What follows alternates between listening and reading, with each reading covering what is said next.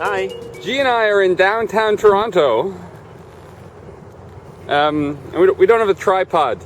We just got here to Toronto, so we're going to make some videos for you about what kind of poi you might want to start with. Very important. I recommend starting with some kind of sock poi. The nice thing about socks or cones or something with a lot of fabric is if it gets tangled, it comes apart very easily. If you have string, you can get real knots, but with sock poi, something like this, no matter what you do, they just come apart. So instantly you have a less frustrating experience. And also it's very forgiving on your hands if you wrap up, which is great when you're learning. It doesn't give you blisters because there's so much to hold on to. For length, I think a good length is maybe down to your ankles. If you're letting your arms hang, the poi can hang about your ankles, a little off the floor. That's great. I mean, they can be a little shorter or a little longer. And also, they should be able to fit inside your arms. For weight, I'm using water balloons here. But it's quite a small water balloon. Right? It's only about that big. That's a great weight. I mean, it's about the weight of a small orange, I think is good to start with. In general, you'll find the reason we talk about length so much is for some things when your poi are at full length, right off your fingers, that when they're full length, they go slowly. They move pretty slow. So for learning a lot of things, that's good because it slows things down and you have time to learn. There's other exercises where having them shorter means they won't tangle. So you can practice other kinds of things, like especially certain turns are really great when the poi are shorter. When you're learning isolations, that can really help to have heavier poi. So it's really great, I think, if you have a couple pairs. And sometimes you're playing with your heavier poi, and sometimes your lighter poi, and sometimes your really long poi. And you'll find each of those teaches you something. So while some things having heavy poi might really help teach, for other things it might just make you tired. So if when you're starting to learn flowers and extensions, use your lighter poi. So yeah, have a few pairs and play between them.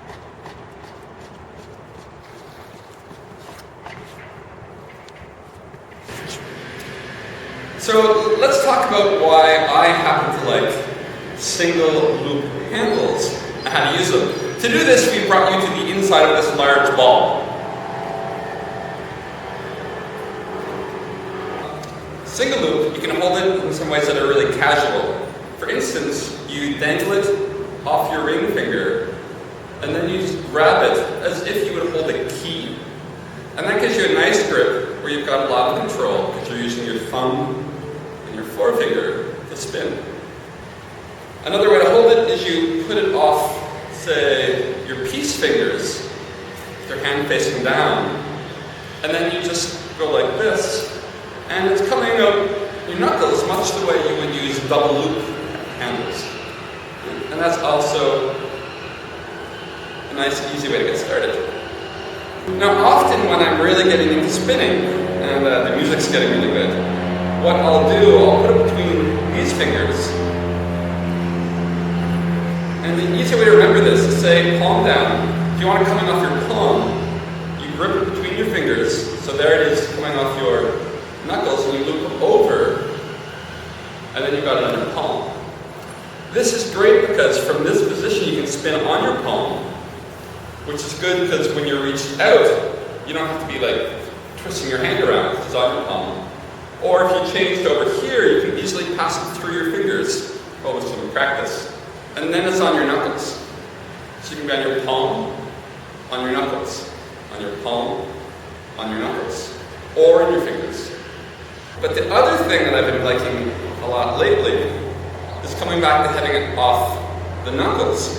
What you do then is you hold the loop down, grip like this, so the poi is coming off the knuckles, loop around your fingers, then it's fastened onto the back of your hand. I've been getting back into a lot of stuff where I'm playing poi and trying to keep my hands almost like there's a chi ball, almost like there's a ball of energy between my hands.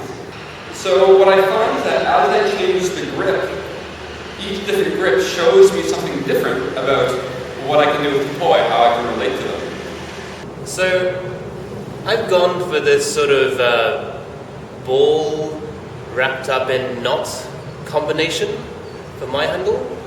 And what I like about this is just the size of handle that it provides me. In the sense that when I hold it in my hand, I don't have to grab really tight in order to hold on to my poi. It's large enough that when I hold it, my grip is still kind of loose. And also, the handle is not going to fall easily between my thumb and my finger down into the watery depths of doom. So the other reason that I go for this ball knot combination is because it gives you a counterweight, and it changes how the poi acts when it's in the air, so when you do a throw. Right?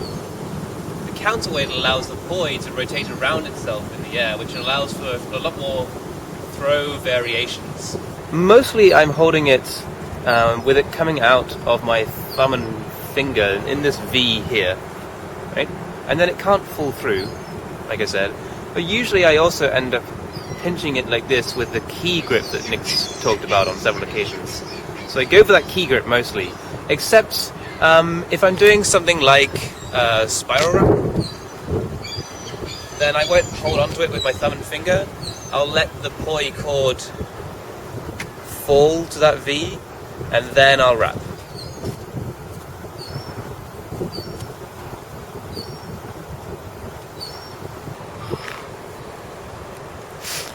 Toronto. It's a great city.